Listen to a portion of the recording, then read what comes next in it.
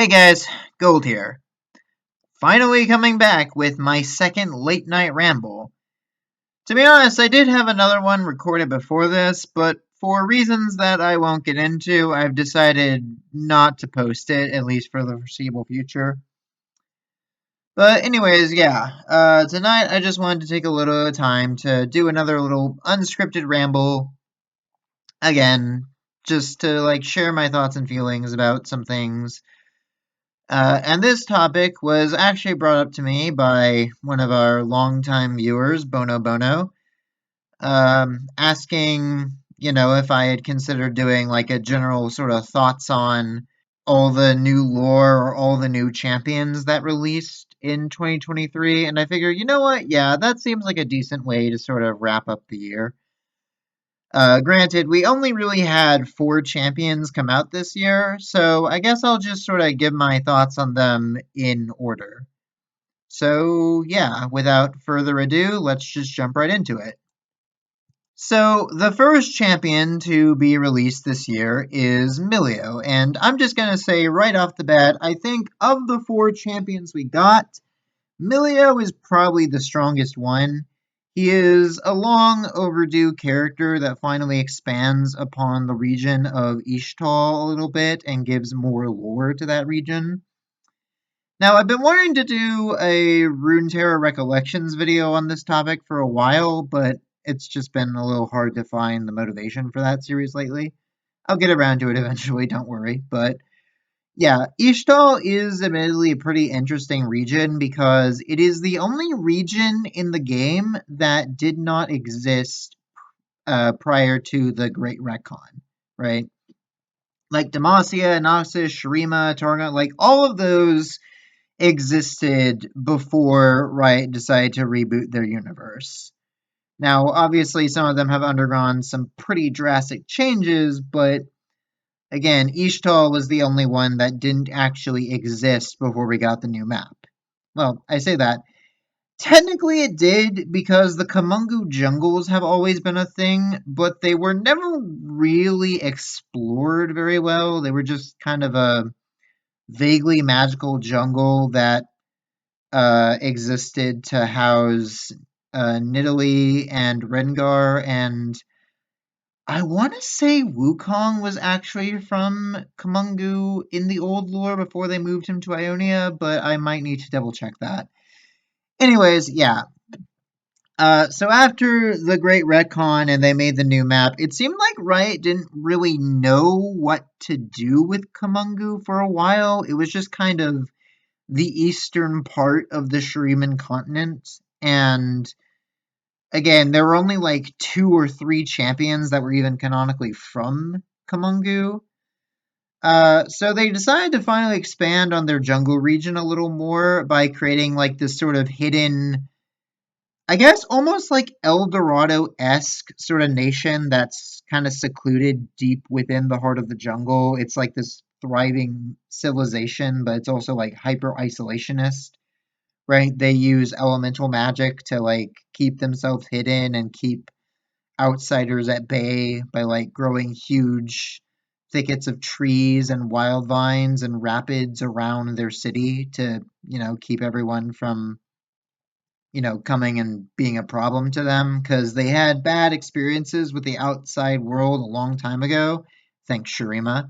And they just decided, yeah, we don't want anything to do with any of that anymore, so we're just going to hole up here. But, recent events have, of course, dragged them out, or are slowly dragging them out of their hiding, especially with Kiana being like, I'm sick and tired of hiding away from the world. I want everyone to know that Ishtal is here and we are not to be trifled with. So it's all pretty interesting, but again, the issue is that Kiana, for a long while, was the only proper Ishtali champion that we actually had. Because again, it's Rengar and Nidalee, and I guess technically Malphite and Zyra were also kind of there, but they were again they were residents of the jungle, but they weren't from Ishtal itself. They lived in the surrounding jungles outside of the capital city, and like its surrounding small villages, so they didn't really contribute or do much for the lore of this new nation. Um, well, I guess okay. I guess like Malphite, post retcon, did actually do some stuff because it's like he was accidentally created by Ishtali mages a long time ago when they made like this magical super weapon to fight the void. Long story, but yeah, like current day Ishtal didn't really have a whole lot going on. At least until they finally released Milio, and he comes along and introduces some really cool ideas and concepts to the Ishtali culture and how they use elemental magic.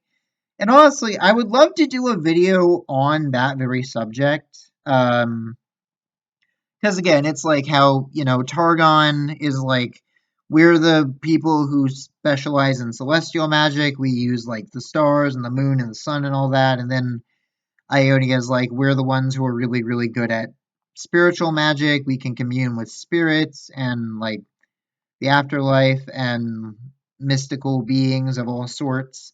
And then you've got, Ishtal as like the ones who are most gifted in elemental magic, right? We can like move the earth, the plants, the water, all that good stuff.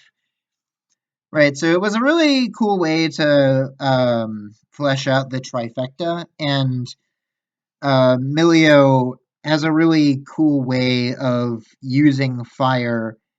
And again, like I do hope to be able to go into like a proper video about that whole subject later on, but yeah, he was just a really cool addition to the lore. Um, that being said, he does unfortunately fall into that same category of like Riot released him and they haven't really done anything with him or his story yet. Like Zeri, like Rel, like honestly, a lot of newer champions that they release and like probably aren't going to touch again until LOR decides to get around to them. Um, I mean, all things considered, it's like Milio is, kind of yet another like bright-eyed kid among the champion roster, which I don't think is a bad thing. I definitely think it suits his whole thing of like using fire in a non-destructive way compared to like the other fire wielders that we have in the roster so far. I would really love to see more done with Milio, but again, who knows when they're going to get around to that. They've got something set up with him and Nidalee, and also maybe Zyra. Maybe he can help deal with Zyra's slow infestation of the jungle. But yeah, right now, again, he just kind of is there in Ishtal preparing to train with the Axiomata, I believe it was called. And we'll see where he goes. But I am actually genuinely interested to see where his story goes and develops from here. So, yeah, that's my thoughts and feelings on Milio. So let's move on to the second champion of this year, Nefiri. Alright, look, if you've been around this channel for a long time, you know my general stance on the Dark End. I don't really care for how they were particularly handled, and I really don't care for Nefiri. Even putting aside that, like, my whole obsession of, like, the Dark End should have been demons, right? Nefiri, I think, honestly encapsulates like the major issues I have with the Darkin being, the inconsistencies with their lore and how Riot is trying to push this whole narrative of like, oh, they're like fallen ascended, and Nefiri's just out here. Like, we know nothing, literally nothing about who she was before becoming a Darkin, right? We don't know what role she contributed to the Empire. We don't know what her specialty as an Ascended was. We don't know what role she played in the Great Darken War. She just kind of exists, I guess, and like the best we get is like her um, teaser trailer where we get some like very brief and hazy flashbacks, but there's not really a whole lot to dissect there. I'll admit, like, the idea of this, like, darkened hive mind is kind of neat, but it kind of falls apart because it kind of contradicts what is established being the idea that, like, oh, darkened weapons are supposed to be, like, unbreakable, which I've always found kind of BS. But then Neferi's like, oh yeah, the reason why she's a hive mind and the reason why she's possessing multiple dogs is because, like, a bunch of Dune Hounds, I think they were called, uh, ripped the dagger into several pieces and got parts of her embedded into them as a result. So, like, here you've got Aatrox wandering the world, desperately trying to find a way to shatter his own blade and free himself from his curse. And then it's like, apparently, just a bunch of random desert dogs are capable of destroying a Darkin weapon. Okay. I mean, granted, it didn't exactly free her because now her essence is like scattered between them. I don't know. Like, they had some cool ideas with her. They really did. Like, this idea that Neferi was like driven completely insane by the centuries of isolation, and now only as like this hive mind does she manage to, like, ironically regain some semblance of herself, I guess. But again, like a lot of things about the Darken, I just don't really feel like the execution was handled as well as it could have been. But yeah, I guess my biggest question though is where the hell was she during the Darken saga, or where will she be? I guess because that's a future timeline event. But I guess we'll see again when she comes to LOR. So that's my thoughts and feelings on Neferi. So next up we have Briar. And Briar is another character that, well, honestly, I've got some mixed feelings on her. I definitely think her personality was a bit different from what I believe I and a lot of others expected. Um, the fact that she's like this sort of crazy teenage girl, um, definitely not the vibe I expected. Like, I'm not gonna lie, when I first saw the leaks of her splash art, and I hate that they were leaked, but I legit like looked at her and thought that she was gonna have like a Gollum voice from Lord of the Rings. I'm not going to attempt to do a Gollum voice. I like my throat, but um, I thought they were gonna try to have like that kind of vibe going with her, I guess, and then it's just like she's more of like a Jinx type character.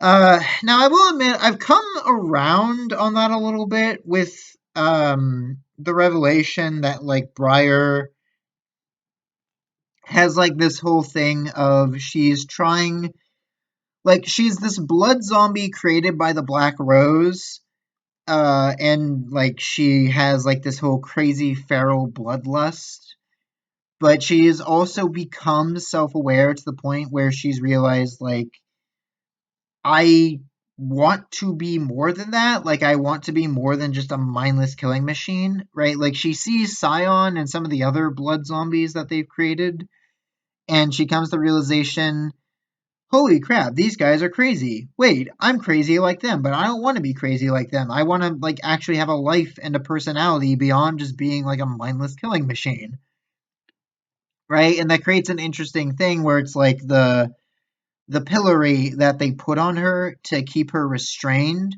right, both physically and mentally, is actually like a benefit to her, right, because it like magically holds her back, and keeps her from going on these bloody rampages. She's found out how to detach the pillory at a whim, but it also like reattaches to her on its own, I guess, sort of like the pieces of Zareth's sarcophagus, I guess. Um, so yeah, it's another thing of like Briar is definitely not the direction that I thought they were going to go with her character, and I'm still not sure it's how I would have preferred them to go with her character. But I've kind of come around on the current direction, and I would certainly not mind seeing where she goes from here. I would especially love to see her maybe interacting with Rel. Honestly, I would love to see Rel's story expanded on literally at all, but that's a whole other discussion to be had. So yeah, Briar, I think overall, not the best, but not the worst. So then finally we move on to the final champion of 2023, that being Hui. And okay, so can we all just agree that like the entire community gaslit itself into thinking that Hui was going to have anything to do with demons? Right? Like we heard, okay, this guy is like a mage who's also like really depressed. So we thought, oh, okay, he's gonna have something to do with like a demon of sorrow, right? Like how Fiddlesticks is the demon of fear, and Oshlesh is the demon of joy. Um, and then his bio comes out, and like it has literally nothing to do with any of that at all. I guess it doesn't like hard disconfirm it exactly, but Hui's bio mentions absolutely nothing and makes no allusions to any sort of demon. He's just got like this paint magic that has different effects depending on what emotions he's feeling at the time. Um, so yeah, like Necrit released a whole bunch of videos. I believe I like made a couple posts, right? Like trying to theorize about Hui being an demon or having an demon inside of him, and then he had nothing to do with that at all. So yeah, and I think part of it is also because of that one Easter egg from the Echo game, Convergence, right? Where it's like there's a letter about like some dude who's like trying to study like demonology, and he makes allusions to the like three primal demons being a scarecrow, which is obviously Fiddlesticks, a water hyena, which is obviously Oshlesh, and a depressed loner. So like that seemed to be an allusion to like, okay, we're gonna get a new champion who's like a depressed loner, and that's gonna be like a demon of sadness or whatever. And then Hui comes along, and it's like, oh, he's a depressed artist who's wandering Ionia by himself, painting different things depending on his mood. Like, yeah, that seems like an obvious candidate. And then, nope, he is not the Demon of Sorrow. At least, again, insofar as we're aware. Maybe they'll backpedal that, but yeah, I think we all just kind of made a few assumptions that never went anywhere. But putting that aside, I have to admit, I still kind of like what they wound up doing with Wei. I can't deny I'm a little bit disappointed that we didn't get more Ur-Demon lore, because that's still like a really interesting thing. But again, putting that aside, I kind of like what Hui is going on. I do think his paint magic is actually really neat. Um, and like his whole deal of like he's trying to sort of find himself, right? Like he's got these different aspects of himself that he paints, right? Like his anger, his sorrow, his serenity, right? I guess I think Quay has like the least interesting story potential of the four characters we've gotten, because he's just kind of wandering around, um, trying to like get his emotions in order as he, you know, paints different things and sees like different scenes of Ionia and different scenes of nature. But he also, I think, has like some of the most interesting character potential from a philosophical standpoint, I suppose. Like Erdemon or not, there's like a very obvious like internal struggle that he's dealing with, especially because his emotions literally causes magic to manifest in all sorts of different ways. So yeah, it's like I'll be interested to see where Hui goes as a character, especially because they tied him in with Jin, because of course they did. Right, we gotta give him like a connection to like the killer murder artist, but yeah, overall, Hui, again, not what I or a lot of people thought he would be, but overall, again, not too bad. So As a whole, less champions this year, but I don't think that's a bad thing. I think 3 out of 4 of them were pretty solid additions to the roster. Again, Nefiri, don't care much for her, but it is what it is. So, yeah, those are my thoughts and feelings on this year's champion releases and their lore and their characters.